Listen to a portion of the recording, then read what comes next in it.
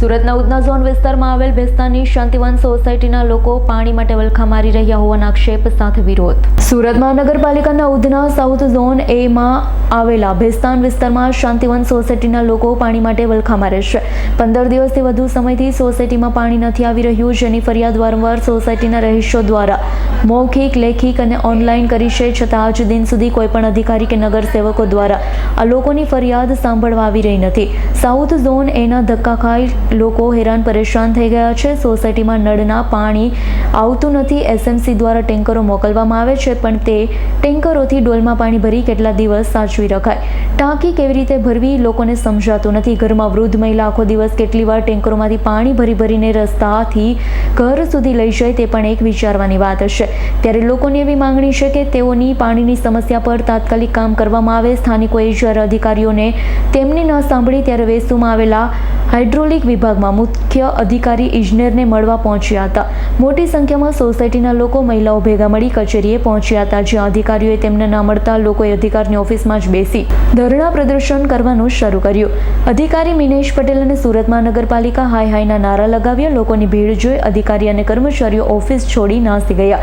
ખાલી ઓફિસમાં લોકોએ ગુસ્સામાં નારેબાજી કરી હતી. લોકોને માંગણી હતી કે તાત્કાલિક રીતે તેમને પાણીની સમસ્યાને નિવારણ કરવામાં આવે. મુખ્ય અધિકારી દિનેશ પટેલ પણ મીડિયા સાથે વાત કરી ન હતી. ઓફિસ છોડી નાસી ગયા. સુરત મહાનગરપાલિકા એક તરફ સુરતને વિકસિત શહેર તેમજ નંબર 1 સિટી તરીકે કામગીરી બતાવી મોટી વાહવા લૂંટે છે, ત્યારે સુરત એવા વિકસિત શહેરમાં મહાનગરપાલિકાના અંદર લોકોએ પાણી માટે વલખા મારવા પડ્યા. સુરત મહાનગરપાલિકાની કામગીરી પર પ્રશ્નો ઉઠી ગયા છે. 200 થી વધુ પરિવાર પાણીની સમસ્યા ઊંચી રહ્યું છે, જूझी રહ્યું છે. शांतिवन से बोल रहा हूँ. इस सोसाइटी में 200 परिवार रहने आ चुके हैं और आज 1 महीने से हमको पानी की तकलीफ आ रही है. हम नीलेश भाई से हर दिन कांटेक्ट कर रहे हैं. हमारे आप सूरत ऐप्स पे जाके आप हमारे कंप्लेंट देखिए. डेली के 100 कंप्लेंट पड़े, लेकिन हमको कोई रिस्पांस नहीं मिल रहा है.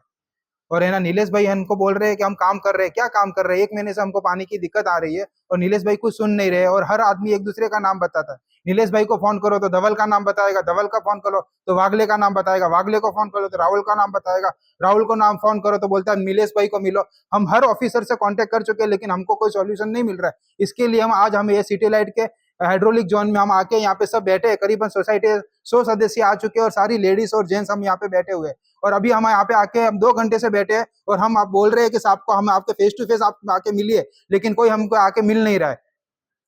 और पानी की तकलीफ ऐसा है कि भैस्तान आवास है, वहाँ पे रोज शाम को 6:30 बजे से 11 बजे तक वहाँ पे पानी मिल रहा है, लेकिन हमारे शांतिवन रेसिडेंसी में पानी क्यों नहीं मिल रहा है, उसका ये सॉल्यूशन हमको नहीं दे पा रहे और ना हमको ये पानी दे पा रहे हैं. हमने कॉर्पोरेटर से भी कांटेक्ट किया, कॉर्पोरेटर भी है ना हमको पानी का टैंकर भेजते हैं, और पानी का टैंकर से हम कितना लेंगे पानी, ये बताइए हम आपको. 200 परिवार रहने आ चुका है सोसाइटी में, क्या 20-25 परिवार का सोसाइटी है वो. जी आपનું નામ?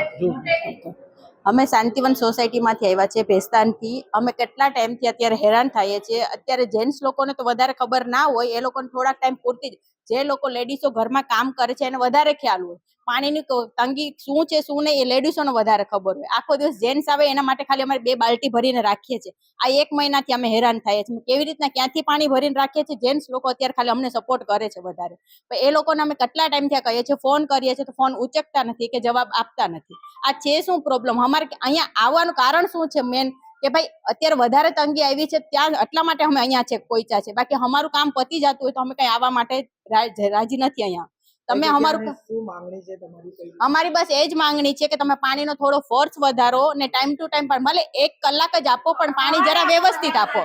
પાણી જરા અમને વ્યવસ્થિત આપો. Bureau report S9 news Surat. અમારી તમામ માહિતીથી અપડેટ રહેવા માટે જોડાયેલા રહો S9 ન્યૂઝ સાથે.